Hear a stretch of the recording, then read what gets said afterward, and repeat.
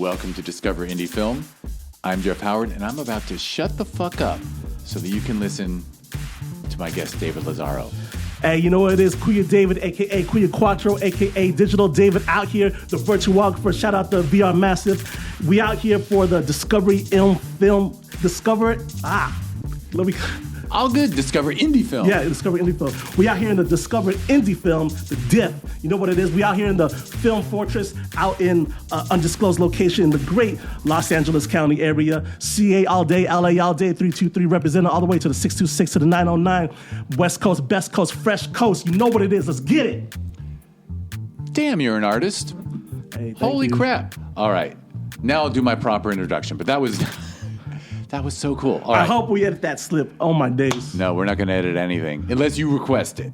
I thought that was fantastic. For sure. All right, because I did it like off rip as like a mic test at first, and I had it flawless. And then when we actually hit the record, it's like, all right, I'm gonna slip on that part. But hey, I'm just glad to be here. Right? That's how it always is. Big ups Jeff Howard, who is like the most empathetic person. By the way, be sure to take a shot every time he says virtue signaling. You might get a little buzz by the end of this. That's true. I say that a lot. Yes. I really preface it because But live your truth. Live your truth. That's right. Hey, we in a blue state. CA all day, baby. It's like true. We champion empathy out here. So like, virtue signal. Well, okay, thank you. But I also enjoy that you're not a piece of shit. So cool. Appreciated. Much appreciated. Yeah, because, all right, I won't... I'm just going to introduce you. For sure. What do I say? All right, so first of all, if you're listening to this and you don't know who David is, you are not a hip-hop artist. Maybe you were in the past life. I was in the past, yeah. You were in the past. Yeah, It shows. Yes, well, sir. I know you as the writer, director, and producer of Freaky Friday, the music video for V, which was at the Immersive Pavillion at Sherman Oaks Film Festival in 2024. Correct. Immersive means so many things. It covers, but basically virtual reality. Yes. It's a music video made to be watched on a visor. Is visor the right term? VR headset. VR headset. HMD headset, or that's a head-mounted display, but you could say VR headset. Head-mounted display, exactly, yeah. And needless to say, every single person I know who we had the VR Pavilion at our opening night gala, about 160 people in this big-ass room, and then up some stairs, because we didn't even announce it, right? People had to find it on their own. Right. And it was crowded all night. Every person who saw something said something to me along the lines of, oh my God, that was so cool. I'm so glad you've got that going on. And I would just want to give a big shout out to Andy Cochran. Who randomly hit me on Threads because I typically hashtag VR180 or hashtag VR, and he said, "Oh, you're in LA and you do VR content. Well, I got this film fest that we're trying to get more people into. Do you want to show your music video?" I'm like, "Hell yeah!" So big ups, Andy. So wait, you guys weren't friends first? No, not at all. Oh, so he reached out. Yeah, it was very friends. interesting because for film, so we did the VR Pavilion for the first time in June last year, June 2024, and we actually got some submissions. We didn't get a quality submission for Sherman Oaks, so he went out and found quality stuff. Yeah. Also, like the VR community, like creator community, it's like pretty tight knit, and because it's such like a niche technology. We all know that, like, all right, we're a bunch of cool nerds who are making content. So, like, there's not as many like problematic actors in our field because, like, to dedicate this much time for research and creative energy, it's like you have to be a certain kind of individual to do that. And yeah, like, big ups Andy Cochran. Oh man, we could talk for a few hours about what you and Andy represent to me as pioneers, and that, I mean, I always praise everyone on this podcast for being dedicated to the arts in spite of being in a culture that really doesn't respect the arts. All right, that's kind of a subtext of Discover Indie Film that I'm literally saying to people, I just appreciate the fact that you are creating, because besides the fact that I run 2 film festivals and I need films to show, I'm aware of how all the challenges everybody faces as a creative and that you plow forward and do it. I'm just grateful. I'm just grateful for the artists. Like, you have the creator's empathy because you know the process, and like, even to put out a bad movie, it's like it takes a lot of effort just to do that. So every time something gets published, it's like that's already a win. Like, I recently took a class on Blender for spatial media, like how to model 3D and how to apply it to a game engine in like Unity or Godot. Shout out Professor Kiram. And suddenly now I have like a much larger appreciation for all gaming. And like when I'm in VR, looking at like us, like it might be a shitty model, but the fact that like they got it, they made it and they published it and they got it out there, it's like I have such a big appreciation for it now. It's like I just can't enjoy the game as it is. I have to like enjoy everything, like the whole creation process of it. Wow, look at this normal map. It looks 3D. This is incredible. Okay, so to the listeners out there, shout out all y'all, and shout out to all 12 people who might hear this on the YouTube version. But anyways, I am what I call a virtuographer. I make VR video. VR 180 specifically is the medium. And I want you all to know that this is a completely separate medium from traditional 2D flat film, because what I like to liken it is immersive video is to traditional 2D film as oil painting is to graffiti, right? So in one medium, like oil painting, you have a couple of days before the paint dries, so you can mix colors a certain way. You could use retardants, you could use water, you can use like certain tools to make like a certain details. And in graffiti, you might get shot, you might get arrested, you might get jumped. So both technically paint, but two very different mediums. And when it comes to immersive video and flat video, here's what I want you all to understand, right? In film, they have a saying that goes, show, don't tell, right? But when you put on a VR headset, the whole point of being in VR, virtual reality, is to be in a different reality, to experience a different reality. So to that I say, don't just show, simulate. You have to simulate a reality using just video and audio. Because if you just show, like, imagine you're at a nightclub and you're just wallflowering and you're just watching people have fun. Well, that's going to get boring after a while, just being in the corner, unless, you're on a little something and making everything else get fun for you. But if you're just wallflowering sober, just raw dogging it and just watching everyone else have fun, it kind of get boring. But if you're in the middle of that dance circle and everyone, is cheering you on, and you go, hey, to get that chant going on, and you just like, and you see people just like giving you a toast, and maybe one or two people are just giving that eye, it's like, oh, okay, I might have a little work over here, then you are experiencing that reality, you are experiencing that simulation, and it takes a lot of unique practices using an immersive camera, because the immersive camera represents a viewer's actual head. So I was talking to Jeff earlier before the mics cut on. It's like, well, what does that mean, right? Like, what does it mean that the camera equals a person's head? Well, what I mean is that in traditional filmmaking, like, for example, like establishing the shot, you have the wide shot of the big place, and then you have a medium shot of the subjects, and then you have a tight shot during an intense part of the dialogue, right?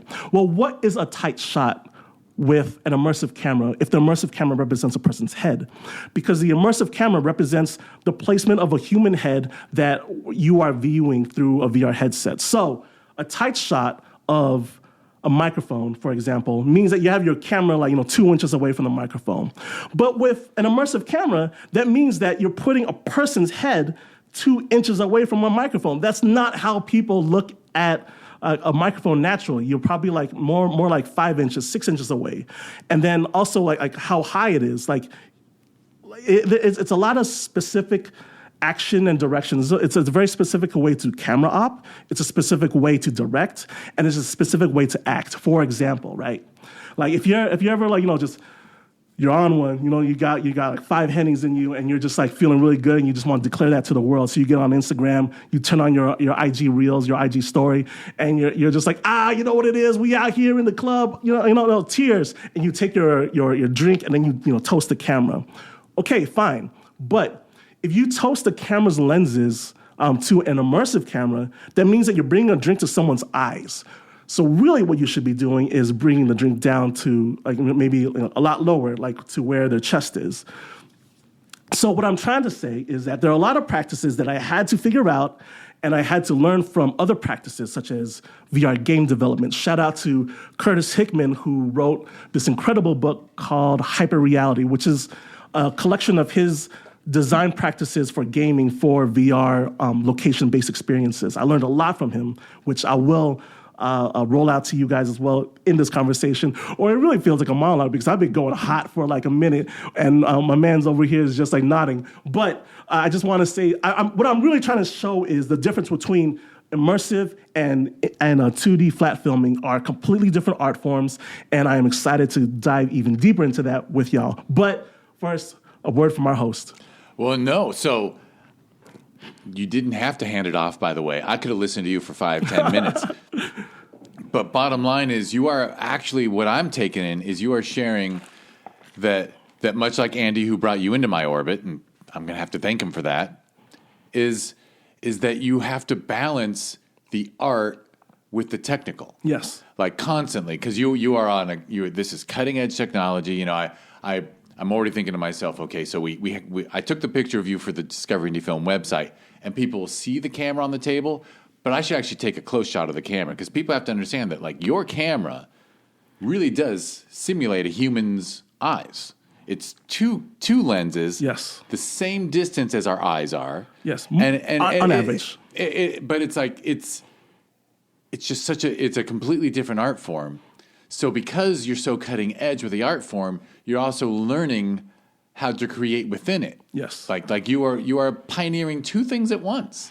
Not just the shooting of it and how to best shoot it, but how to best storytell. Like you're talking about storytelling. It is wildly difficult to do narrative using this format. So the most money making, the only money making industry application is adult, right? Currently. But that's not to say that for narrative or for live sports, etc., aren't amazing, because I've seen demos and they are fantastic. It's just that like it's very difficult to sell the idea of this content when VR isn't mainstream yet, right? So the current big practice that's not content, that's not adult content, is tourism, right? Which makes sense, right? It's like, okay, experience what it's like to walk through Thailand, experience what it's like to be in the French Ward in New Orleans, right? Yeah, but also those, because tourism is subsidized, right? People. There's a big government agency willing to subsidize that. It does a great job at simulating that. Hey, I'm actually here, with a bunch of dudes tossing beads out during Mardi Gras. It's great. But I have seen quite a few 6 degrees of freedom, which is like full degrees of freedom. So okay, VR paradigm lesson for the day. Degrees of freedom, right? So that means that 6 DOF means that you could look up, down, left, right, but you could also move forward in Z space and move backward in Z space, right? So that's 4, 5, 6. But basically the 3 dimensions times 2, because you can move both ways in all 3. But immersive video is 3 DOF, because you only look up, down, left, right. You can't move forward or backwards because it's a camera. You didn't record that. You can't record that kind of depth because it's just recording where it is statically, right? I kind of lost my train of thought. Because to be able to allow people to move in that last plane, you would need to create a whole virtual environment where they can. And then also there's the issue of them moving around, because actually we had something where people could move around in June last year, and it was an issue if people bumped into things. So I remember my point. My point was that I've seen quite a few sixed off narrative experiences where you were just sitting down and like just stuff unfolded all around you. Well, you didn't have to fold all around you. It could have just unfolded in front of you. My fellow virtuographer, my fellow immersive video creator friend, Mr. Adam Contrast, had a great saying, which goes, in the theater, how often are you looking at behind you at the projector? Pretty rare. The use, like, people always, like, as soon as I tell people I do VR 180, meaning that it's a 180 sphere field in front of you, that's the video, they'll say, well, why don't you do 360? Well, there's a tax to 360. Because with immersive video, in order to get 3D depth, you need 2 lenses per eye, right? So for 180, that it's capturing the left eye and the right eye in the field, and that's like a 2:1 aspect ratio, right? Because it's a 180 field, so that's a 1x1 square. But to capture 360, it's 2:1 for a single eye. So in order to get in order to get more to actually get stereoscopy, you have to multiply that by 2. So it's a heavier file weight for something that you barely ever look at, what's behind you, right? And it's not a fun viewing experience to crank your head all the way left, right, up, down.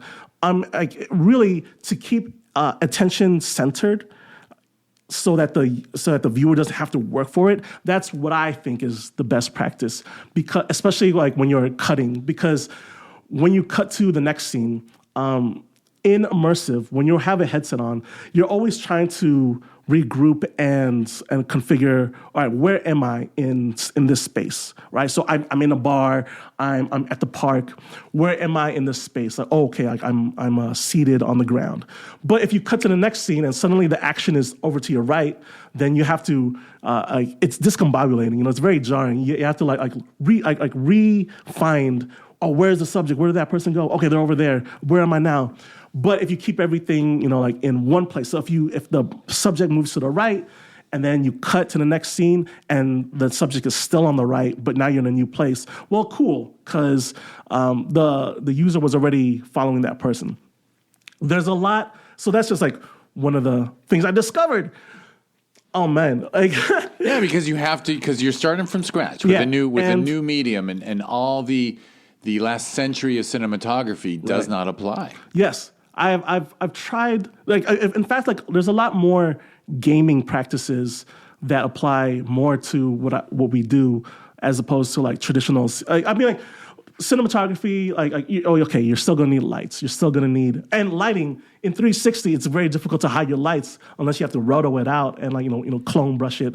But in VR 180, you can hide all your production behind you. So that's another benefit. So there's a lot of benefits to doing VR 180 over 360, but I made so much garbage, trying to figure out. So here's my journey, right? I got super enthused into VR around 2016, back when it was phone in a box, right? We all remember Google Cardboard, and then I finally got I finally got a. Wait, but let me play podcast host. Yes. Go before that. Before that, was your main interest music? Was your main interest as a creative kid? You must have been a creative kid and a technical kid. Yeah. So I am I'm an elder millennial, and I am probably of the first generation of YouTube audience, right? So that's really my context of video creation, because I started out making little YouTube videos here and there, and that's how I learned how to edit. That's how I learned Adobe Premiere. I'm a graphic designer, art director in the entertainment advertising field, so I already have access to the Adobe Creative Suite. They have me by the nuts. I can't ever leave it. But so I have Premiere, I have After Effects, So when I wanted to make my own videos, so as a young person, you got into YouTube, yes, and you got into that dopa hit of putting exactly. something up and getting views and getting feedback. I was also into hip hop music and trying to rap. Back in the days, it's it was fun to be a participator, because hip hop was a much more active culture at the time. Yeah. So. But internet and video was just part of it from the beginning, based upon when you were born. Because if you were born 10 years earlier, it just would have been about live performance, right? And, me wanting to make my own music videos with my friends. Well, hey, I have this skill set, so let me apply it. So even before I became a professional graphic designer, I was already still trying to learn on like cracked software. So shout out Torrents, shout out LimeWire, shout out Morpheus, for teaching like a whole wave of kids how to make stuff, how to create. Because like I used to also do graffiti, and there's a drive of like wanting to make cool shit by any means. Like graffiti, there's no real payout except for like the feeling of, oh yeah, I'm up, respects and like I made something dope, like you chasing after that feel.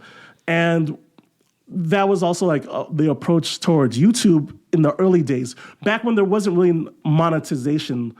You were just creating just to create, right? And that's kind of like the culture that I kind of like came up from. So with immersive video, now we're bringing it more towards the present. I was really blown away when I was like first got into like a modern day VR headset, like an HTC Vive back in like 2016, 2017.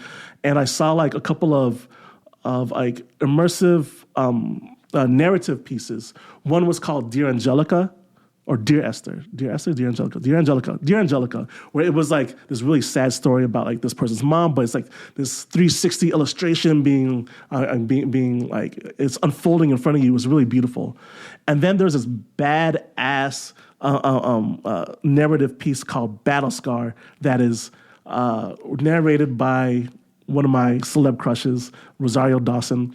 It is so mind-blowingly awesome, but when I was watching, I was like, oh, this didn't need to be 360. This could have been like 180. This could have been like a simple 180 thing. And that got me thinking. It's like, well, all these like narrative pieces, they're awesome. They're great. They're fantastic. They're wonderful. They're prodigious. They're phenomenal. And I was wondering, well, so I knew off top that like narrative in VR is transformative. It's transcendent. It's amazing. How do I do that? And like, do I need to learn how to like 3D? Like, I do 3D? Do I need to learn how to code dev? But then I heard about people doing, immersive video. I was like, oh wow, what's that? So checking out immersive video. It's a lot of roller coaster videos. That was like the big thing in 2015, 2016. There were some music videos, a lot of them garbage, but some people early on got it right. There are a few people that got things right. I have a whole list to shout out to early immersive videographers who got things right and really inspired me in my work. Shout out Lucid Tripper, who experimented like by any means and made some really interesting things that like he got so much right back in like 2017, 2018. One of my big inspirations for the music, this music video for Freaky Friday. One of my big inspirations was this one music video by Matt Sato called Me For You. Me, number 4, the letter U. I don't know who did it because they don't list the director credits. They don't release have the producer credits in the YouTube video, but that guy, the production team, got so much right about immersive videography, about like how to move the camera, how to use a space, keeping the camera at head height with the subject. They got so much right back then that like, okay, this is possible. It's completely possible. And when it was my turn, what I did was that I went to eBay, got like a discontinued cheap Views XR camera, and I just like took it out with me, when I went out to the bars or wherever, and just shoot and learn how, like, okay, this works, this doesn't, this makes me sick, I want to throw up. Oh, but this was really cool. Why does this work? And eventually I said, okay, I think I'm ready for a big boy project. So I hit up my friend Seth Garns, who also helped me with V's music video, Freaky Friday. But my buddy Seth Garns, he had written like this short skit kind of thing that he was meaning to shoot for 2D. And I was like, okay, can we do that for immersive? So we shot it. That was my first real immersive short film. And it's okay. I say that because it wasn't written to be immersive.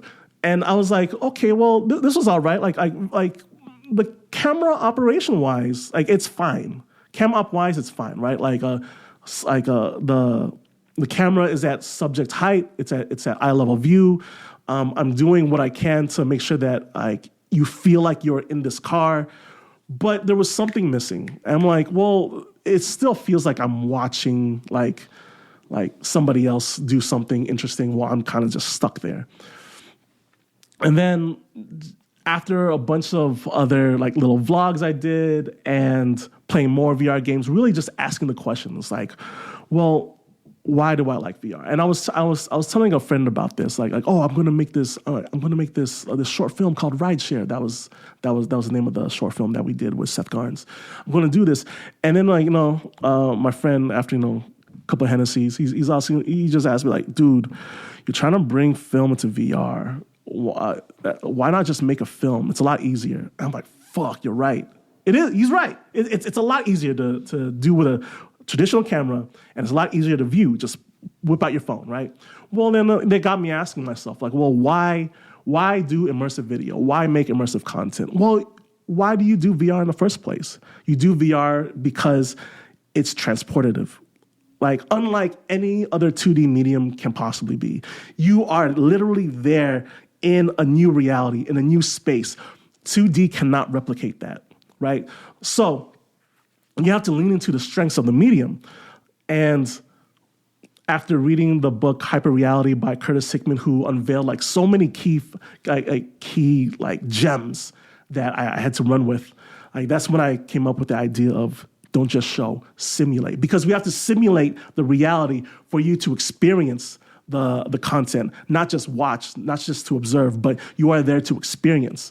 And that breaks down to Curtis Hickman's identification of like the four or five roles of the player.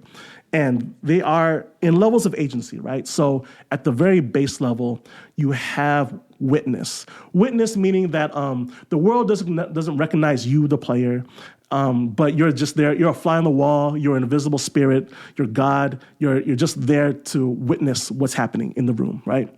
The second is victim, meaning that the world sees you and they are doing things to you, not necessarily bad, but it's doing things to you, like maybe they're talking to you, but you can't respond. You have no agency, but the world recognizes you. So that's at the second level, victim. The third is the sleuth. Sleuth meaning you can do things, but it's not going to change the end of the story, right? So you can pick the color of your cup. You can pick the soundtrack that's playing in the car, but it ultimately the hero is going to win and the bad guy is going to die.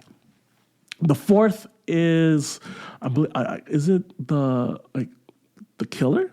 I think the fourth is the fourth is the killer, meaning that you have actual agency in the story. So meaning that if you steal the key, then like the hero will never find out like what's in the box and Brad Pitt doesn't realize that that's actually his wife's head. So like you actually change the story with your actions. But this is immersive video we're talking about. You have no ability to interact. So really you're stuck with the first two. You're either witness, victim. You could fake sleuth, but it's really witness or victim that we focus on.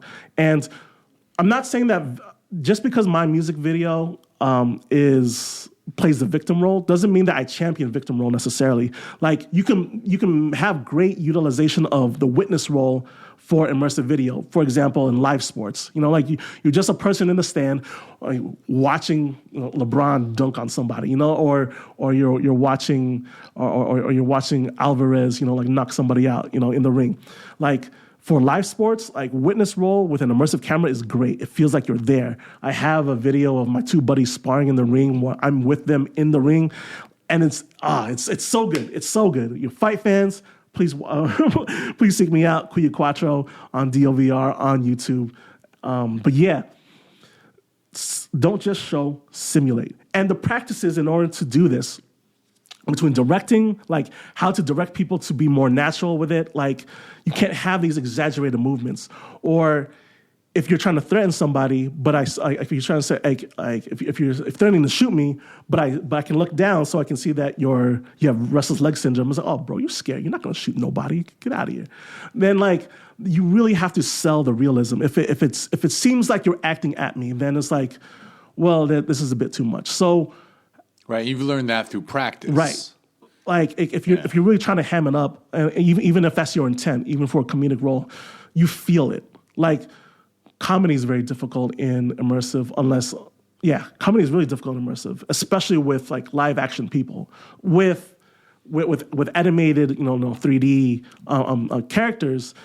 There's a lot more forgiveness there because it's a talking gargoyle. Like that's why he sounds like an old Jewish guy from New York. It's like, sure, like I'll believe it, sure. But when it's live action people, it's like there's a certain realness that has to happen and authenticity overall, right? So because when we want to experience a new reality, we want to feel that reality is real, right? So when I bring you to the club, I want the people. Those are real people. It's like those are people who actually go to Good Mood, which was the event that we were shooting at. Like we have people naturally there in the natural habitat. It's like we don't want people who look like obvious models and actors. Like, oh yeah, I'm doing a two-step that's not to the rhythm at all. No, it's like these are people actually dancing to a track, right?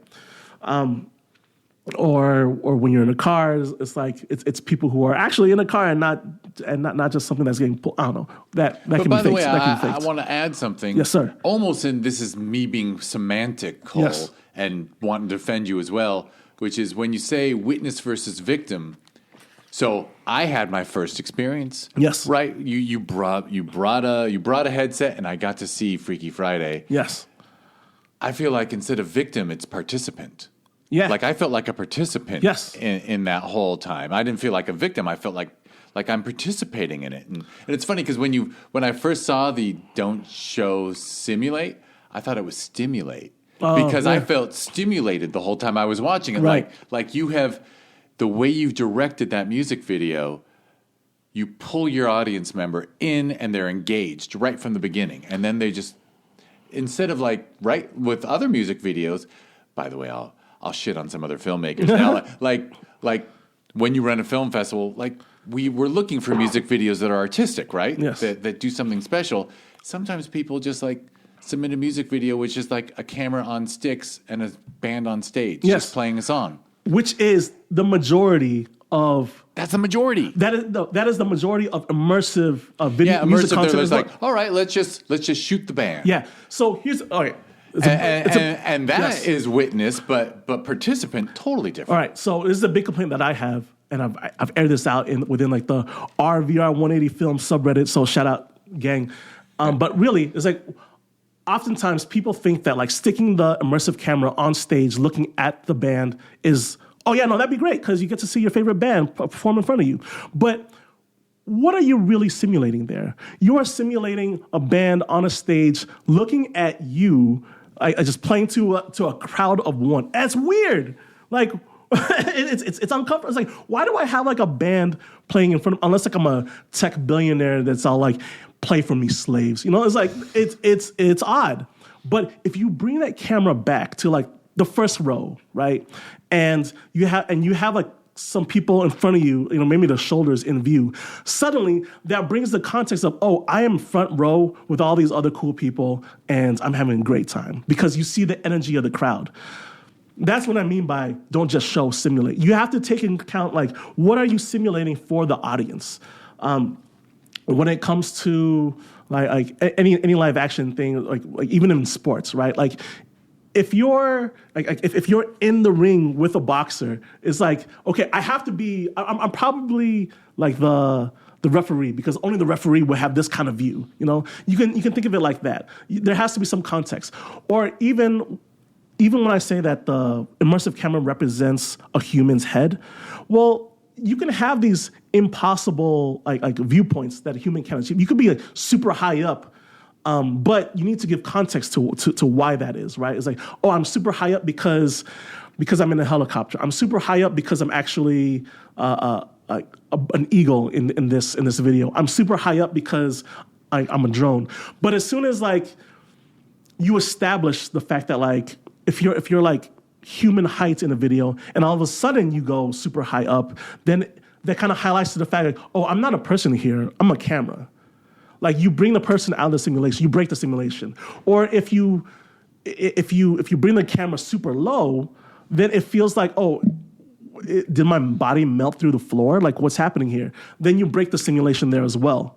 You need to always maintain that the end result is a viewer viewing in a headset, expecting to be in that room, in that reality. And when you break that trust, that expectations, in Curtis Hickman, he calls it meeting expectations and fulfilling fantasies is kind of like what you're trying to do in VR. So what he means by that is he's referring to like a game he made for Ghostbusters, for Ghostbusters VR. And as a Ghostbusters fan, like what are your expectations about, so let's say there's a Ghostbusters experience. What are some of your expectations out of this experience? You obviously think you're going to get slimed. You're going to get slimed. You get the proton packs. You're in New York. So imagine instead of having proton packs in New York, you're given a sword and you're in Florida. You're like, fuck out of here. What bootleg shit is this? But, you know, like you have to meet those expectations of, okay, we're in New York. Here's your proton pack, right? But then on top of that, so you're meeting expectations and you're kind of like meeting the viewer, trying to seal in, okay, you are in this reality because I am meeting your expectations and you're establishing this reality. But on top of that, to amplify it by fulfilling fantasies, it's like, okay, getting slimed. That's a fantasy, right? It's like how are they going to do that? And they do it using some kind of like a fan that just like brushes over you as Slimer hits you. So you have like a haptic feedback. Oh, wow. Or in the music video's case, right? The music video is essentially like you're hanging out with a bunch of cool friends in LA and you're just having a night out, right? So if you're in LA, what are your expectations? I had to canvas a lot of my transplant homies. It was like, because I'm from here, right? So I'm like, I don't know. So I said, what were your expectations about LA when you first got here? It's like, oh, you know, the beach, like nightlife, like just cool locations, big city, like cool. So I brought them downtown, I brought them to the beach, I brought them to these locations. Okay, cool. But what are some fantasy fulfillment that I can do, through using only video and audio, right? So these are like social fantasies that I'm trying to fulfill. So, okay, you're part of a young, hip, pretty group, right? And like, oh, wow, that's cool. Like, I'm friends with all these people and they all know who I am. Cool. And there's this pretty girl who's singing who's really into me and now we're in like the nightclub and like, I'm part of like this dancing circle. So, for people who don't live in a place that has access to these things, that might be a fantasy that they've always wanted to have. It's like, oh wow, I've never been able to experience this. I see this on movies all the time. By the way, I know how fast I'm talking. I also listen to podcasts at 1.5 speed. So my baby 11-month-old daughter is definitely hearing her dad sound like a chipmunk as I'm listening to this and dropping her off at Montessori. Shout out to you. But anyways. Well, as I'm trying to maintain like this, like trying to fulfill this fantasy, like you're giving access to people who might not have, might not be able to do this. Like there was one comment on the music video, Freaky Friday. There was one comment that kind of like made me take pause, where he said, he said, I'm 56, and your music video made me feel like a young man again, because. I don't know how you felt, sir, but that's what he said. I happen to be 56. Wow. I'm 56 on the button right now. Yeah. And I am impressed because after watching it, you do, like, the level of closeness increases throughout the video, yes. Right? Like, until the end when you do feel... Yeah, I guess saying "feel young again" is accurate because you're but really with the people, you feel a connection to the performer, right? And you feel a level of intimacy. Yeah. So music which video, you sure as heck cannot get just watching TV. Yeah. I mean, it's not. It's a different feeling. This is making parts of our brain. There's neurons firing when you watch. Immersive. It's triggering like depth in your brain. It's triggering and the intimacy things. Because one thing you really play with in Freaky Friday is when something does come close to the camera or does come close to the viewer. Like as in the behind the scenes thing that you sent over in advance of this. Like you showed how when they do a selfie on the screen, most people put their fingers up and they're like, I'm part of this selfie. Yeah. Like it's a level of involvement. It's a level of intimacy. All that to say is It's like immersive video can be very transportive. It immerses you in a way that 2D simply can't. However, I do think that there are optimum mediums for certain kinds of stories. For example, the original short film that I did, Rideshare, that was probably better off as a 2D film because that's how it was written. The way that Freaky Friday was made, like it was from the ground up. I thought all the way through of like as a VR enthusiast, what I would like to see happen and what I would like to experience. It's built from an experiential design perspective. That being said, tourism, very easy to see how that could be, just stick the camera there. Okay, I'm in a new place. Live sports, same thing. But narrative, that is a really tough thing to do. Imagine like a dialogue scene, like if you imagine The Social Network, right? Like the first scene is like two people arguing at a bar and they're like just talking for like 10 minutes straight. To do that immersively, to do the exact same scene immersively, right? Like if you were to stick a person there, it would feel like you're at the table watching two people argue, and it might be uncomfortable, and you might not want to be there, right? It's like, y'all can argue yourself. I'm gonna go get another drink. You might not want to be there. Like, how do you do long form dialogue? How do you What I'm saying is that this hasn't really been solved yet, and these are things that I'm trying to figure out, as well as the dozen of us creators out there. We're all trying to figure it out. And shots, but there are some collaborations between like Hollywood directors and VR hardware companies. Meta financed like a couple of projects. Apple they financed a couple of projects, and it's like they hire these guys because they have a track record of really good 2D film. Eli Roth, cool. David Attenborough, cool. These music video producers, cool. But none of you guys are VR heads, and it shows. It's like you guys are showing. You're not simulating.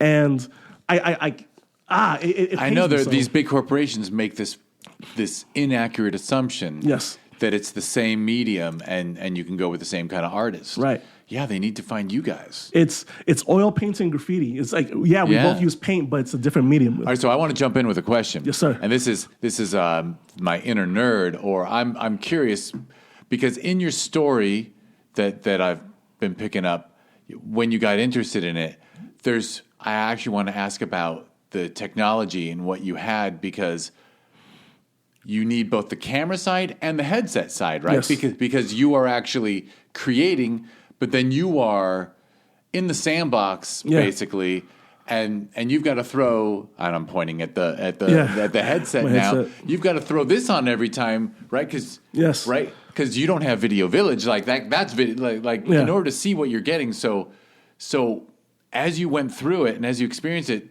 did your technology keep improving so that you could learn even more, or yes and no. So I started out with like a really cheap camera, and then I later upgraded to the CAF Generation 1 camera, which shoots like 6K at 50 FPS, and then like later for the final output. So there's two 6K cameras there, basically. I think it's combined. It's combined. It's a combined 6K. Right. Of course, yeah. Right. Duh. And then so stitched together it's 6K total. But then it's later on up-res using Topaz AI to 8K 60. But the point is that like to me, I was just getting into the fact that like both technologies had to grow, right? The camera technology had to grow as well as the headset technology had to grow with it. So software side, I'm stuck using Adobe Premiere 2022 because that's the last version that has Adobe Immersive, where like you can view your edit like in a headset.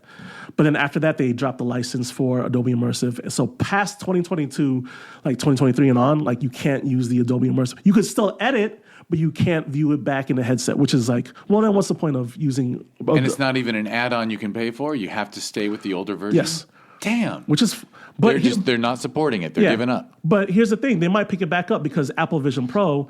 I don't want to get too much into like the platform wars, but Apple Vision Pro, they are championing immersive video so much, right? Like they just did a thing with Metallica, they did a thing with The Weeknd, they done like a lot of cool shit with and they even Are you ventured. saying Final Cut Pro will be immersive, the immersive standard someday? Maybe. Nope. Maybe. Sorry. No, maybe because I think why wouldn't it? Like they made their own camera in conjunction with Blackmagic, so why wouldn't they? But Blackmagic also has like a lot of immersive plugins with DaVinci. So DaVinci might be the champion unless Adobe gets its head out of its ass. But who knows? Adobe's Adobe. Adobe does Adobe things. But the future of immersive, like with Apple championing it so hard, and really I see that immersive videography being the most accessible way to create VR content because you don't have to. It's point an immersive camera, shoot, and record. The editing part is hard because it's a lot to learn because there's not a lot of good tutorials. But shout out to creators like Hugh Ho who make tutorials about that stuff. But here's the thing, right? That's kind of, I want to say bleeding's not the right word, but it's something like, it feels like it's bleeding immersive video from really growing. And it's that. As in hampering it. Yes. Yeah. It's sucking out its energy. Correct. It's preventing it from really taking off. Is in that it's very cost prohibitive as well as knowledge prohibitive. So in order to, one, you have to have a VR headset, right? Two, you have to have money for a good immersive camera. Like this is like the one I have is like entry level, and it's already like $1,500. For someone who just wants to try it out, you know, like damn, $1,500 just to buy. And then on top of that, for like something more standard, like for something like even better, like the Canon R5 with the dual fisheye lens, that's $5,000 to $7,000. Right? And then the Blackmagic Pro starts at, I think, $10,000, $13,000. It's like, you can't even rent that. It's like, where do you go? Like, where do you get these like hyper-specific things? And then, you know, the software, you have to have the time and the energy to figure out how to edit immersive video. So all that to say is that it's very prohibitive for like young, new creators who have all the creative energy and time in the world to do it, right? So when you look at like platforms that have scaled like exponentially, things like TikTok, things like Instagram. It's always young creators like YouTube, always young creators who have the time and have the available technology, right? So for early YouTube, it's a lot like a shitty 320p cameras, but they still made fun content, right? Like in TikTok, like you don't need a fancy camera to make something a viral video. You know, like how many videos are on Vimeo that were shot in 8K and color graded, and they have like 2 views versus that some kid using their mom's hand-me-down iPod Touch to make a video for TikTok, and you know they went to the moon, right? It's like content is king in that regard. But in immersive, like you kind of need the hardware because like lower resolution, when you stretch it to the size of like human scale view in VR, it looks bad. So it's already cost prohibitive in that way. Apple is doing a great job with enabling spatial video, which is like a form of 3D video that can be captured on a phone. And that's the kind of approach and technology that we need to take like immersive, something accessible on a phone. Yeah, it's a $2,000 phone, but at least hopefully it'll come down in price, and other phone manufacturers will also have That's true. They could do it. They could just put a second camera. Actually, they use like some kind of algorithm to work with the current camera setup, right, to have like some kind of 3D stereoscopy. Because it makes me wonder, like, could a young kid who's like enthusiastic, like, just take 2 cell phones and tie them to a 2x4 and actually simulate that camera? That's how the old generation did it. They the first generation of Wave. They used 2 DSLRs. They used 2 DSLRs, 2 GoPros as well. I was going to say GoPro, yeah. But you could use 2 DSLRs, gen locked, and that's how like a lot of the early professional content was created.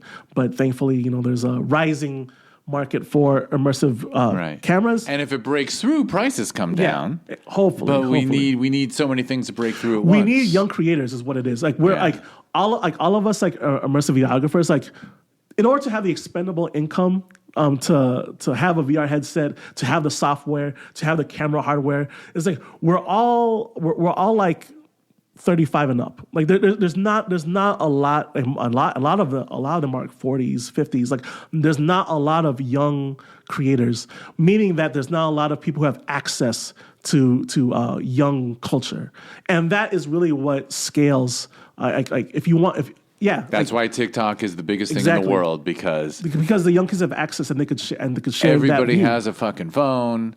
Everyone shoots vertical now. Right. It's unstoppable. But all that to say is, okay, so perhaps for now, it'll be in the hands of people who can afford it. But we need more creators willing to experiment and get shit wrong, make bad shit in order to find out, like, okay, what makes good narrative. Right, and then they've got to come across your shit and watch it and go, oh, I'm gonna emulate that artist. Like, shout out Matt for you. Shout out. What is it? Matt Sato, Me For You. Like, shout out to that music video that inspired me. And I might be like a contender for like best VR music video 2024, but I guarantee it won't be of all time because like someone's gonna build upon my work and then someone's gonna build upon that person's work. We are nowhere near we are so in the beginning level of immersive videography and immersive content. So I'm very excited to see like what the future creators have in store. I myself am looking to do like fictional narrative, but I have an 11-month-old, and I'm acclimating to like parenthood, like life. That's a big shift. Yeah, like my baby was born like on the same week I was supposed to have like the showing of like the music video, but I had to hold off on publishing the music video for like 2-3 months or something like that until like we got all our shit, because those first 3 months, like the first 3 months of a baby's existence is like so volatile and calamitous. It's like it's wild. It's a wild ride, but we made it, and then we finally had our showing at the DOVR studios, and yeah, it's been great. Like the reception has been awesome. Just so thankful that I was able to get my master thesis.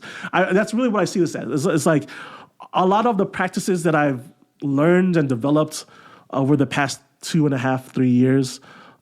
It's all summed up by this one music video. It's like everything I've figured out is in this music video, and I implore you all, get your kids or nieces or nephews like Quest headset and navigate to YouTube, search up V Freaky Friday music video and VR music video, and boom. Right, because YouTube does support it. Yes. YouTube. For Quest headsets. If you're a PC VR, then you're kind of stuck with DOVR, unfortunately. But right, so now we're facing fragmentation, like beta VHS.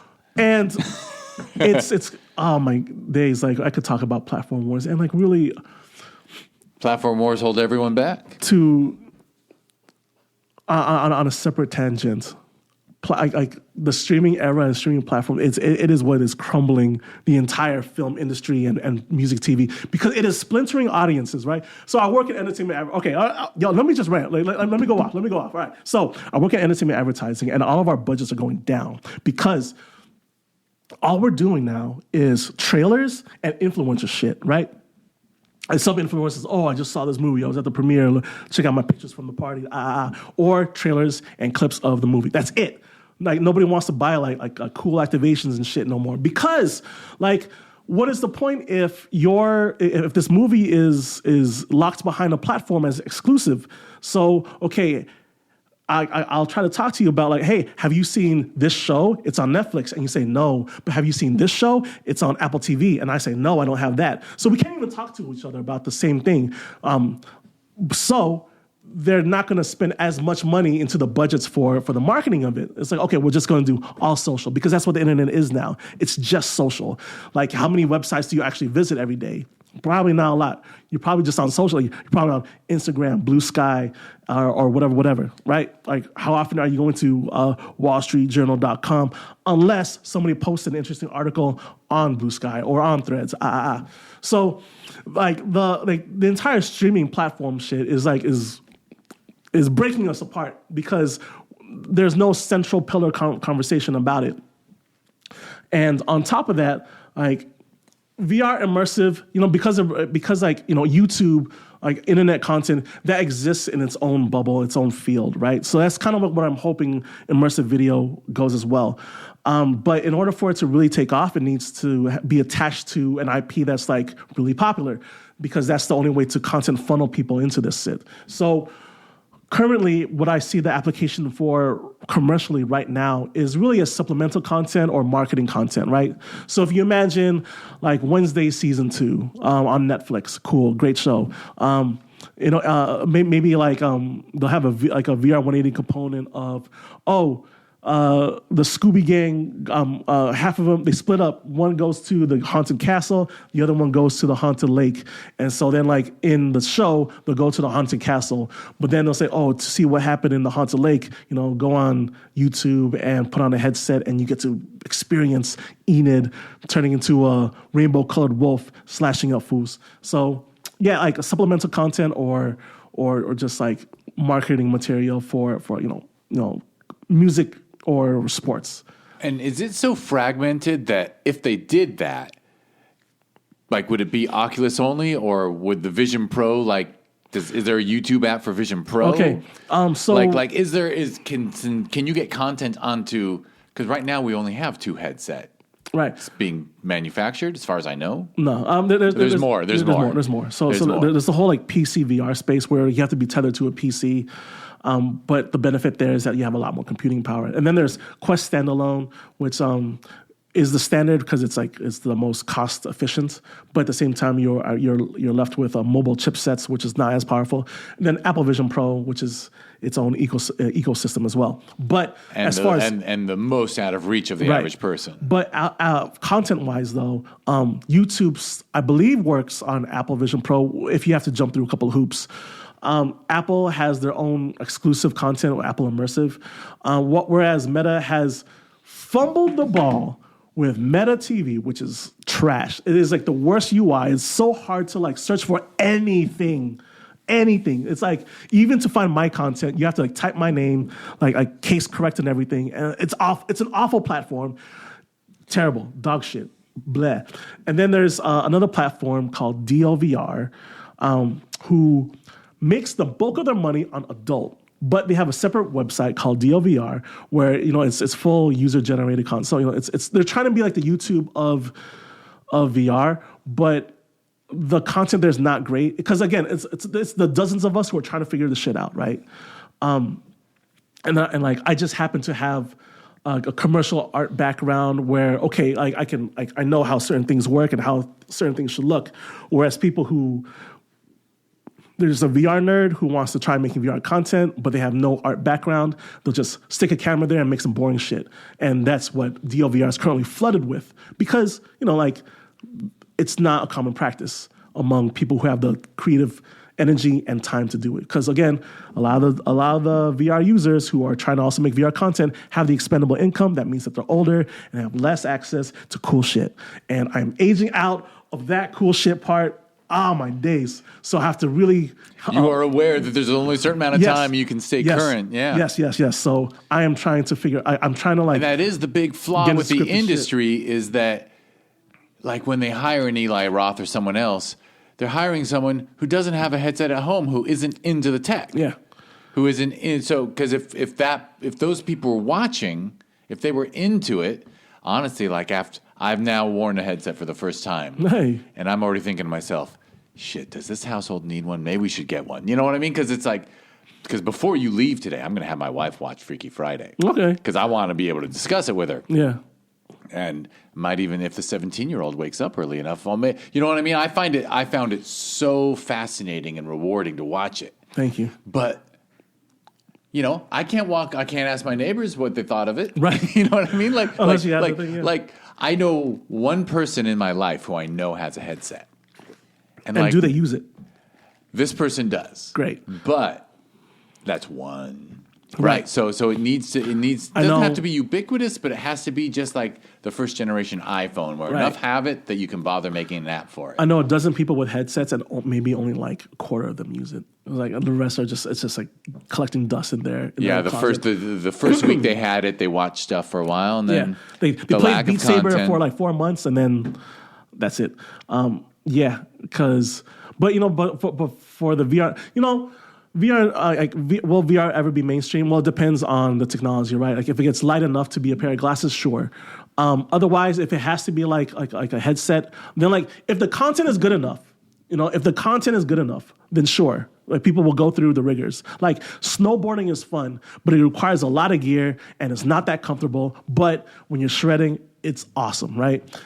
Same thing can be said of any sport. It's like, hey, getting punched in the face sucks, but boxing's pretty fun. So with VR, it's like if the content is there, if something is that fun, then yeah, it'll drive usership. Or it may end up being an enthusiast market, right? Much like 3D printing. 3D printing is like, it's very useful, but how many people actually have a 3D printer at home? Not a lot. It's like, it's a good chunk of people. Like there's a big 3D printing community, but it's an enthusiast community, and you have to get into that. Same thing with VR. Currently, the main user base of VR are all enthusiasts or kids who are friends with other kids who have VR headsets, so they all play Gorilla Tag or whatever game. Because that's where we are these days, right? Like, we are in digital and virtual playgrounds, and that is where kids congregate these days. They congregate in online spaces, whether it be Roblox or Gorilla Tag. Like they are congregating digitally online.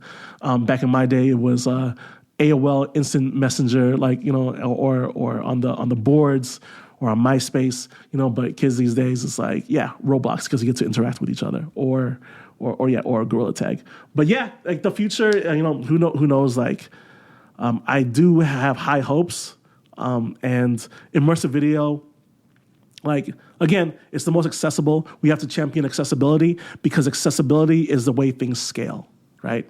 So, when you look at TikTok, when you look at Instagram, the reason why they scale is because it's free and it's using technology that's readily available. So with VR, it's just a matter of the hardware going down in price, getting better in optics, and the cameras coming down. But till then, please check out my works. I promise you, this is a music video experience you have never had before in your life.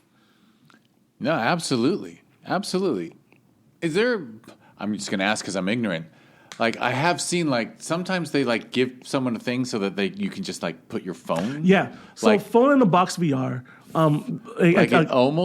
Does it almost work? No, not really. Because the stereoscopy isn't as good. Even with AirBuds. Yeah, it's not as good. The stereoscopy for your eyes, right? I've tried it recently again just to say like, can I watch my music? Like, you can, but it's not the same because now you have like so much peripheral view of the real world that you're not as like locked into like the virtual theater and you actually need the division between eyes too. Is the problem. There will come a time in the future like where with XR glasses or augmented reality glasses where you can't see like the real world, and then maybe you can crank up how much of the virtual world do you see, which the Apple Vision Pro does. So you can control like how much of the real world, how much of the virtual world you see, and then when that becomes light enough, then like I do believe immersive video will be like at a much more prime position to like really be a mainstream thing, because part of what watching video on your phone, like the big appeal of that is the casual nature of it, where you can walk to the fridge while there's no speed bumps at all. Yeah, while looking at your phone and not really bumping into anything because you know how your apartment or your house is laid out. You could go to the bathroom while still holding your phone, and then like you maybe have a ring magnet mount in front of your toilet, and boom, you're still watching. But you can't really do that with a VR headset because you're enclosed in that space. But with mixed reality and augmented reality, with that technology, you will be able to control like how much of the real world you see, how much of the virtual world you'll see, and we're almost there. We're getting there. We're not almost there, but we're getting there. We're getting there, but there's a lot of factors at work. But one of the factors is content, and you've got content. Yes, thank you. You going to do more? I'm hoping to. Once I figure out parent-life balance, I'm just trying to figure out like, For you, it's parent-life balance because like I'm already thinking like how do I make cool shit? Like I'm thinking because as a kid of the '80s, Yeah. MTV, like I feel like music videos are a really smart way to go. Yeah. Because it's narrative, but it doesn't have to be super narrative. Right. So- And you know what I mean? I definitely have had like people step up, say, "Oh, can you do a music video for me?" Yeah. But at the same time, it's like, but you need a really good idea for it. I tell them, hold on, let me stretch in this other way first. I really want to try to tackle like a fictional narrative because I want to take a crack at dialogue again. And like action and camera, like how that works, because action is like that's pretty easy. It's like some crazy shit's happening in front of you, and like really close to you. It's like, oh wow, that's incredible. But how do you tie in like exposition? Like how do you do that? Maybe like I said earlier, maybe where I believe that there is an optimum medium for specific stories. Some things are better left off as a book. Some things are better left off as just a series. Don't turn that into a movie. How many times have we heard, the anime was better. Why did they make that live action? So, or when they make video games movies, thank God for The Last of Us, for undoing, decades of really terrible video game to live action content. So it's doable to adapt, but at the same time, I do believe there's like a optimum way for certain stories to be told. So.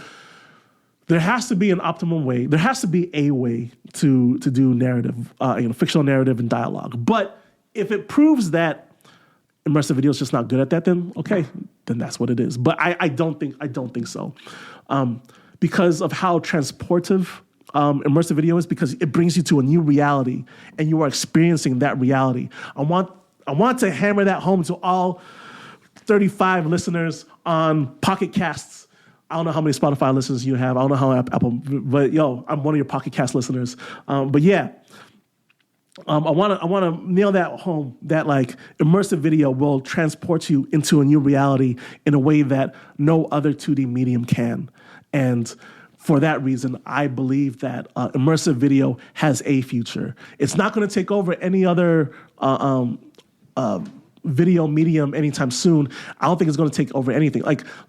You wouldn't say video games took over movies. They're separate art practices, right? Even though video games worldwide may have made more money than the film industry, they're completely two separate things, right? So in that regard, immersive video, I think it's going to be its own thing.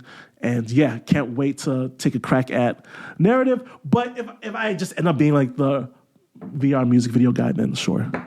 I was just thinking that more music videos would be...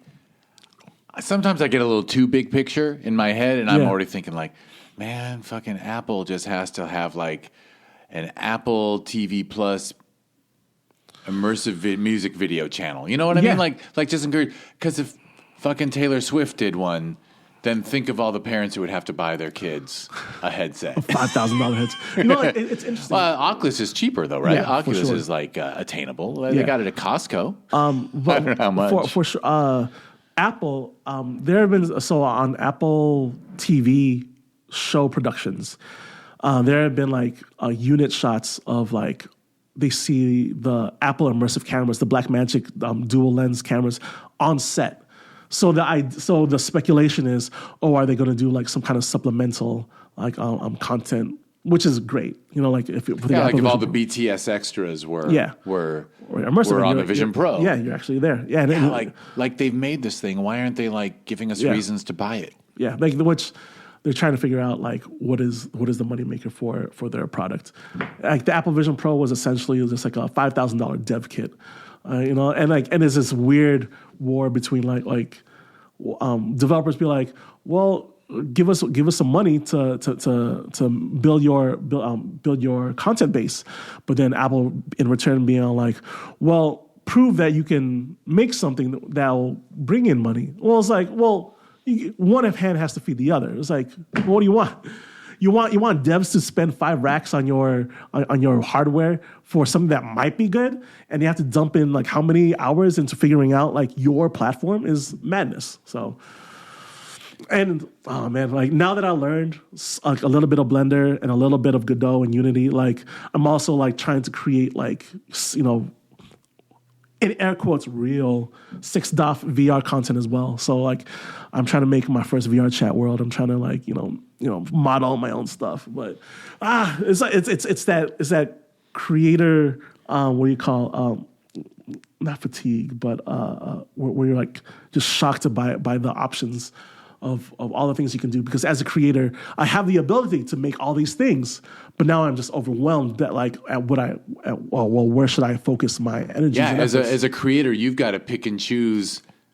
Yeah, talk about a challenge. I mean, when you have the average indie filmmaker on this podcast is just basically trying to figure out, well, should I go on YouTube or should I do the festival circuit? Right. Like that's their only choices. Right. Like, but you've got a million choices. If you just act, or if you just direct, or if you just produce, then like suddenly your path is so much clearer.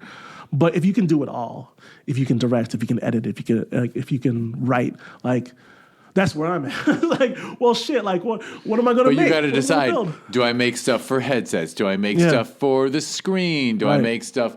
Well, we need more. Shoot, I've just been. I just had a bomb dropped on me about these vertical series apps. Oh yeah, like rest in peace, Tubi. Is that what it was called? Or the one like there was? Well, there was Quibi. Quibi, yeah. Shout out, yeah. Quibi was Hollywood's lame ass attempt to do it, but like literally like 1 minute series that are shot because they know no one wants to turn their phone sideways, so everything is vertically oriented, and I'm just like, I understand why someone might make for that format. Yeah, and there is, and the younger generations are learning quickly, like what kind of content to make for what platform, right? So early on in the early YouTube days, like the idea was, with a web series, right? Web series was the big thing, and with a web series, it'll lead to like maybe a Hollywood film or a full on premiere series. Or Broad City went from web series to Comedy Central, and they got careers. Same thing with Awkward Black Girl turned into is Insecure. Is that Insecure? Yeah, Insecure. Shout out Issa Rae. So that was the path. But then it's like, well, but once it crosses that threshold from web series to that, then it's like, well, then that's no longer YouTube. I kind of. That's just another TV show. That's no longer YouTube genre, right? Like YouTube has developed its own genres, right? Like even the way they do comedy is like its own way of storytelling and how people expect it to be. And lately, you've been seeing like these like higher produced like 1 minute shorts on Instagram. It's like well produced, like costumes and kits and everything, and really funny. But it's like done in a way specific for the 1 minute social feed. And it's like, okay, they're figuring that shit out now too. So I'm curious, like aside from adult content and aside from touring and aside from music videos, it's like, what is like the way to tell story in immersive? And that's what I'm trying to find out. That's what I'm hoping that all of you listening out there are willing to join me in this virtual journey to discover. Yeah. And the more people trying, the more progress, the more barriers will get knocked down. Damn. Yes, sir. And oddly enough, I have a certain part of my heart is now invested in your success and Andy's success because it's just cool. It's just cool. It should work. Don't just show, simulate. And like the potential is incredible. Like you can really tell some amazing stories. Like there's this one VR narrative story called the Book of Distance. It's about this like in the 1940s, like a Japanese guy migrated to Canada, and to seek his fortune, and then World War II happened, and he got put into an internment camp, and he was from Hiroshima, so his village got bombed, right? And it was like incredibly heart-wrenching, and like, but the way that it's told, that you're experiencing the story with him as it happens, like to do that through a 2D like docu-series or documentary or like a 15-minute short on YouTube, like it wouldn't have had nearly the same effect as you being there doing it, in VR. So there is powerful like emotions to that the VR headset can definitely pull. Like it is, as Guillermo Lanier said, it is the ultimate empathy machine. But it can also be used for evil. So shout out to the XR Ethics Committee, who are trying to save the future, because when the FCC was making regulations for the internet back in the 90s, they had no idea that, like social media and using internet to corrupt entire governments across the world would be a thing. So yeah, XR Ethics, there's great potential for good, great potential for evil. So what future will we have? They never know. They never know. They thought the internet was just, they wrote laws as if it was just a blank canvas and everything was equal. And it's like, no, they invented a thing called algorithmic amplification. Yeah. They thought the future was... They are not unbiased presenters of material. Right. It's not, no, they are choosing to push the stuff. They thought that the future was just going to be chat rooms and Neo-Cities, free That's web why. pages. Well, you've heard me say it now. I'm sure that's why I retreated to Blue Sky, because get me away from the algorithms, and all of a sudden I can enjoy social media again. Yeah, yeah, Blue Sky's great. I am so great. Guilty of, if I got like two close friends who send me instant messages on Instagram, so I go on Instagram every once in a while, and when I'm back in there, the algorithm is like, oh, I know you want to see this dude with his bunny rabbit. Yeah. Like he's like, because I used to have a rabbit, and it knows all this shit about me, and it starts showing me videos I want to watch, and I'm like, it's trying to hook me again. It's pure addiction, and it's great at it too. Like it learns all the little triggers in your brain and like what you like to click on. It really does, and most of those triggers are bad things. So imagine that, or many, So the XR Ethics Committee is trying to prevent like a lot of data harvesting. So in the future, in higher end headsets, there's like eye tracking, which where like the Apple Vision Pro utilizes eye tracking, where like it sees where you're gazing. But based on your eye gaze, they can tell like, oh, what are you looking at and what's holding your attention. And they can even tell things about your health. Like they can see like the blood vessels in your eyes. And it's like, oh, maybe we should sell like glaucoma medicine to this guy. Like they could tell a lot of things from your eye gaze. But if I look at a certain car, car ad will show up in my next feed. Like it's. If I look at a pair of pants, I'll get an ad for those pants. Maybe, yeah. Kind of like how supposedly, like your smart devices listen to you, and that's why you get served certain things. Like you get served certain ads. Yeah, I keep trying to believe that it's not listening, that they're just using other data to show us stuff. But we all have that story that like, I didn't look at any website about Magic Mountain. I just mentioned Magic Mountain to my wife verbally, and then I get a Magic Mountain ad like an hour later. But it might be, could be something else. Advertising through osmosis, right? Like maybe you've seen like Magic Mountain ads. I always go that way. I always go to they're not easebropping on because us. that's what web banners were originally trying to do, right? Like back in the 2000s, 2010s, banner ads were like the main media buy for advertisers, and they were just hoping that by polluting your feed with banner ads, that hopefully one day it'll like ring a bell in your head and say, oh, why don't I get a double? Like get last thing, man. But yeah. Oh man, the future. There is really wild. needs to be immersive food porn. You know what I mean? Like okay, so that you know what I mean. But you know what I mean by food porn. Yeah, there have been attempts where like people have done like mukbangs, where like mukbangs, and it is weird. It's weird. Yeah, that's too intimate. Because so what are you simulating? You're simulating a person sitting in front of you eating a lot of like an unordinary amounts of food in front of you, slurping.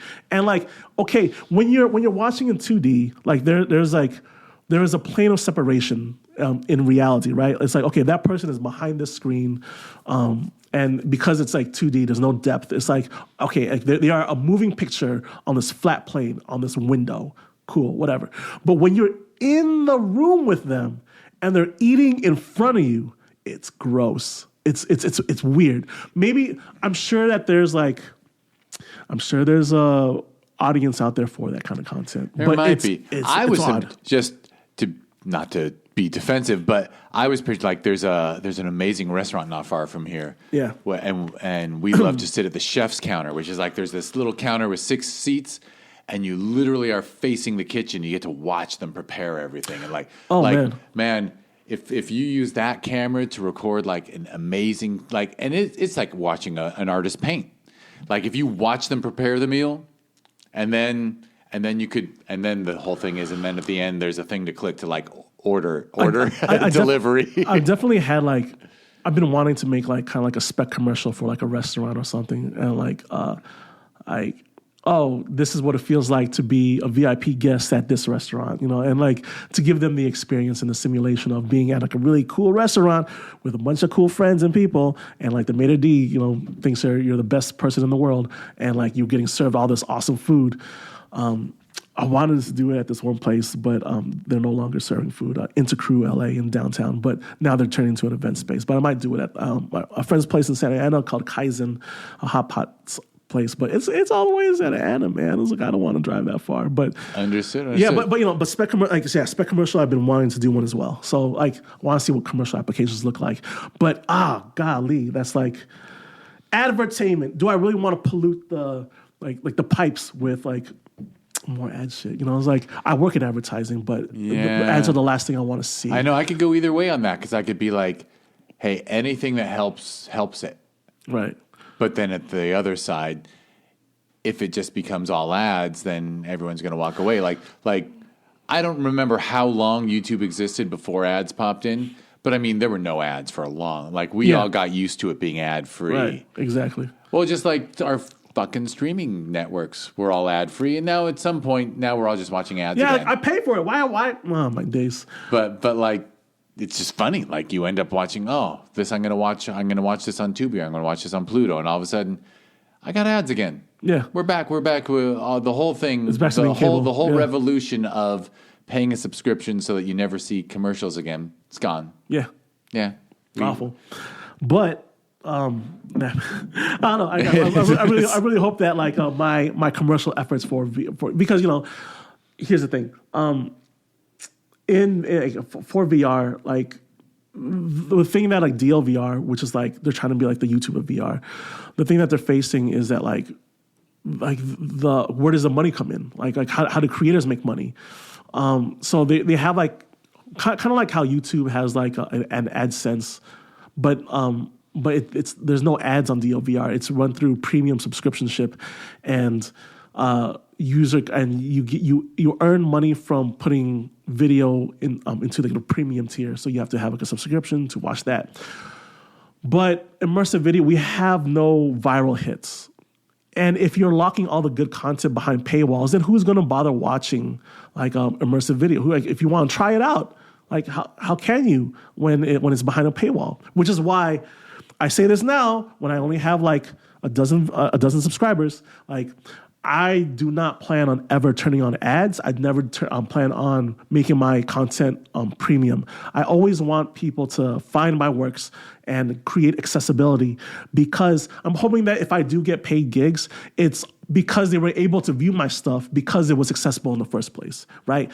I know that a lot of immersive video creators like don't share that sentiment. A lot of them are like, no, like I want to work with like the premium kind of like subscription model, and it's like, cool, that's your prerogative, but I don't see how that helps VR. I don't see how that helps the immersive video technology, the platform, the culture. It's like we need accessibility to the public. Like kind of like with a drug. You sometimes you just need to give people free hits. So allegedly, I don't know. Like maybe that's how it works. I don't know. Maybe that's how it works. I don't know. It's a good model. Yeah. Everyone knows a free sample works at Costco. Yeah. There's a lot of things in my freezer that were a free sample. Well, very cool. All right. I guess we're up. Are we up to date? Are we good? Yeah, I think so. I know we could go for another hour. Oh, yeah. I have no doubt. And believe me, there's questions I've got. Well, okay, let me ask one. Yeah. Let me ask one basic, and there probably is no answer. You might have an answer. Like if someone wants to dip a toe in it, is Oculus the way to go? Is like someone's got to start with a headset, right? Right. Like you got to get a headset if you want to dip a toe in. As of Q1 of 2025, right?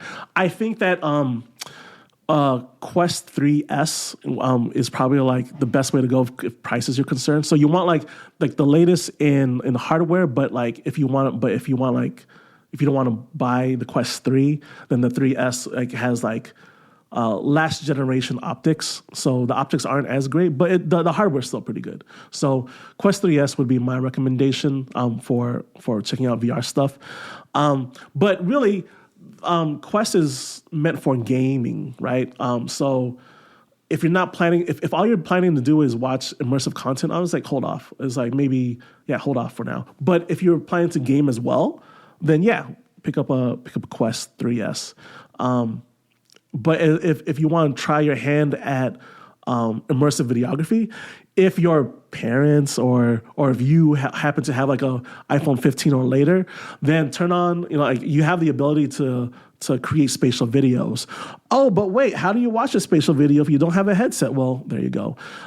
Quest 3, the Meta Quest has the ability to sync your iPhone to your headset so that you can watch your spatial videos. Supposedly, I'm a Droid boy, gang. But supposedly, like that's how it works. So like, and I have friends that have confirmed, like, you can watch your spatial videos on it. So the last thing I want to mention about this all was, there's not a lot of viewers because it's still a very new technology, right? It's still very new, but you've seen it for yourself how like immersive it is, how transportative it is. I was once at a mixer, like a immersive video creator mixer hosted by DLVR, and I met Carl McClarty, who like was a fellow creator that I follow. I love his work. He does like some of the best like man on the street kind of interviews using immersive video. It's awesome. And I asked him, dude, like, this was early on when I was first starting, and I was like getting like 6 views, 8 views. I'm like, what the hell, dude? Like, I'm putting in all this effort. Like, what? I asked, like, dude, what keeps you going? Because like, there's barely anyone that like watches this shit. And he goes, you know what, man? Like, I've interviewed a lot of people, and some of those people aren't with us anymore. And watching like a VR video of them is the closest you'll ever feel to being with them ever again. I'll never stop.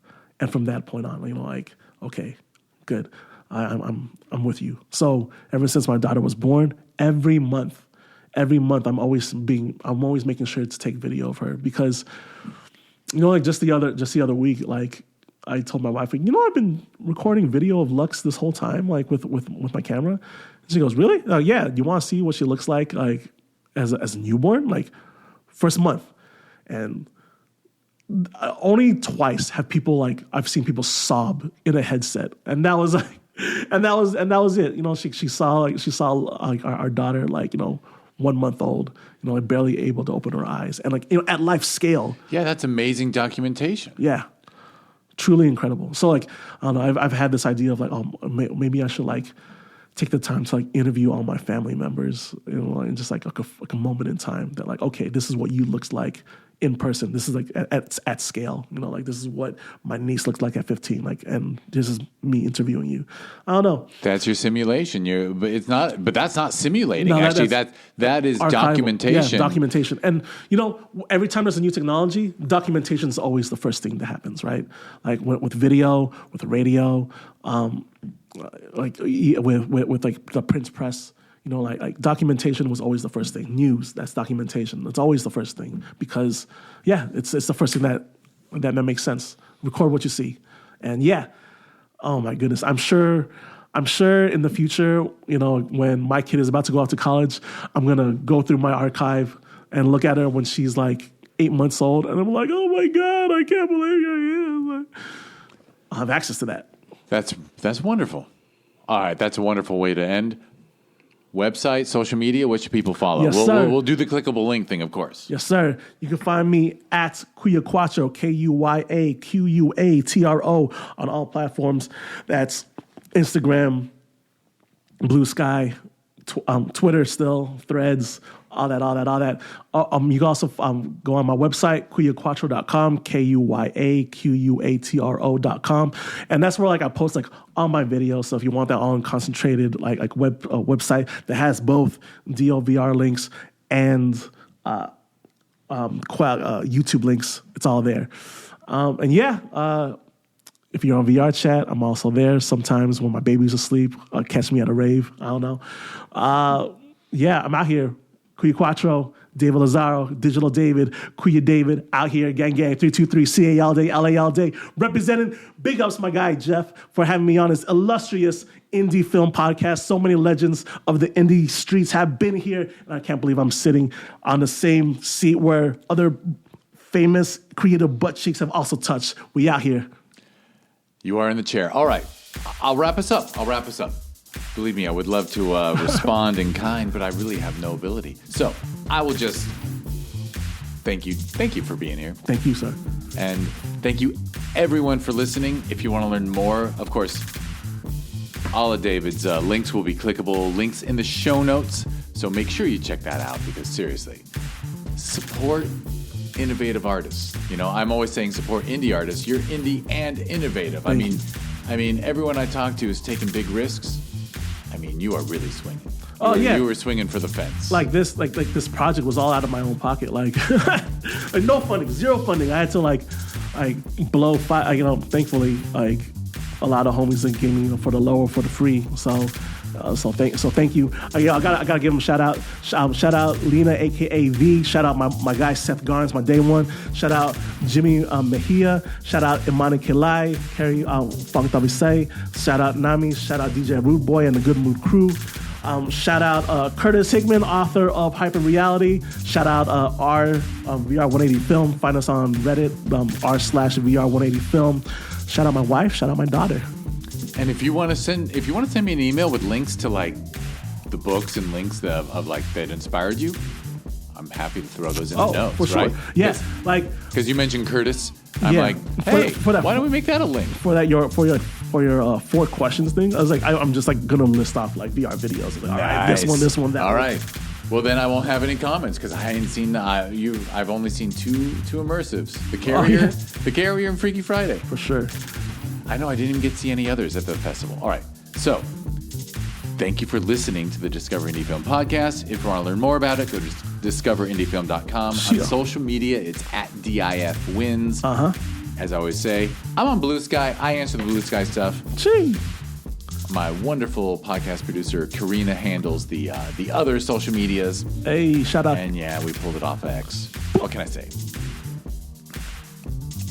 That was discoverindiefilm.com. Discoverindiefilm.org. That is the nonprofit that runs 2 film festivals in the LA area. Both are ranked in the top 100 worldwide for best reviewed. Yeah, out of 14,000 festivals in the world, we got 2 of them on the top 100. This is the part where if I had a sound machine, I would go pew, pew, pew, pew, pew. Yeah.